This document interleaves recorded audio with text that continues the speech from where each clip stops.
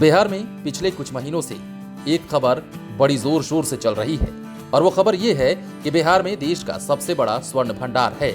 बिहार के लोग इस बात की खुशी मना ही रहे थे कि और भी खुशियां मिलने लगी हैं। दरअसल बिहार में सोना ही नहीं और भी कई बेशकीमती चीजें मिलने लगी हैं, जिसकी खुदाई के लिए अब सरकार तैयारी कर रही है। कुल मिलाकर कहा जाए तो बिहार में बहुत कुछ बा। बिहार में खनिज संपदा का भंडार है। जमुई में सोना होने की जानकारी मिलने के बाद अब सरकार का दावा है कि जमुई सहित औरंगाबाद, नवादा और कई अन्य जिलों में बड़े पैमाने पर निकिल, पोटाश, क्रोमियम और सोना के भंडार मिले हैं, जिनका खनन जल्द ही शुरू होने वाला है।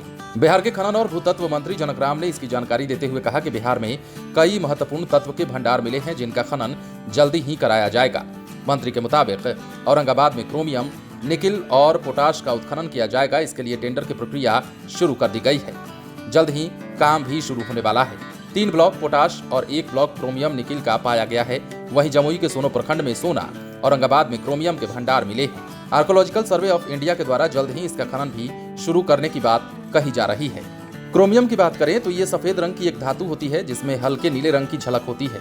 ये कठोर और जंग रोधक धातु है, जिसका इस्तेमाल हवाई जहाज और मोबाइल बनाने में भी किया जाता है। बात करें निकेल की तो निकेल चांदी की तरह सफेद रंग की धातु है। इसमें हल्की सुनहरी आभा भी निकलती है।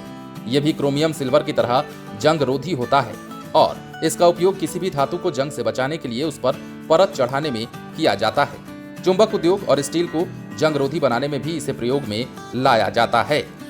दरअसल केंद्रीय खाद्य मंत्रालय ने बिहार को 4 खनिज ब्लॉक सौंपा है, जिसमें क्रोमियम और पोटेशियम सासाराम, रोहतास, गया और औरंगाबाद में स्थित है। बिहार सरकार के मंत्री जनक राम ने कहा है कि बिहार को 3 पोटेशियम और 1 क्रोमियम के ब्लॉक दिए गए हैं। इसमें सासाराम, जो कि रोहतास में है, वहां पर 10 वर्ग किलोमीटर का नावाडीह ब्लॉक, 8 वर्ग किलोमीटर के टीपा खनिज ब्लॉक और शाहपुर में 7 वर्ग किलोमीटर का ब्लॉक शामिल है। ये तीनों पोटेशियम के ब्लॉक हैं और इसके अलावा औरंगाबाद, गया में क्रोमियम के ब्लॉक मिले हैं। ये 8 वर्ग किलोमीटर का है। तो कुल मिलाकर बिहार में बहुत जल्द ही बड़ी खुशखबरी मिलने वाली है।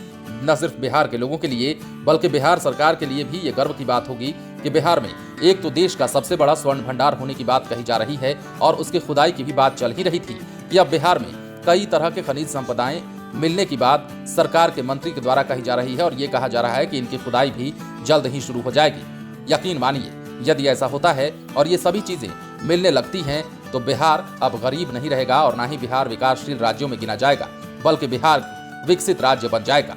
देखना यह है कि ये सब कुछ हो कैसे पाता है। बने रहें लाइव सिटीज के साथ। यदि आपने इस चैनल को सब्सक्राइब नहीं किया है तो सब्सक्राइब कर लीजिए, ताकि हम आपको खबरों से अपडेट रख सकें।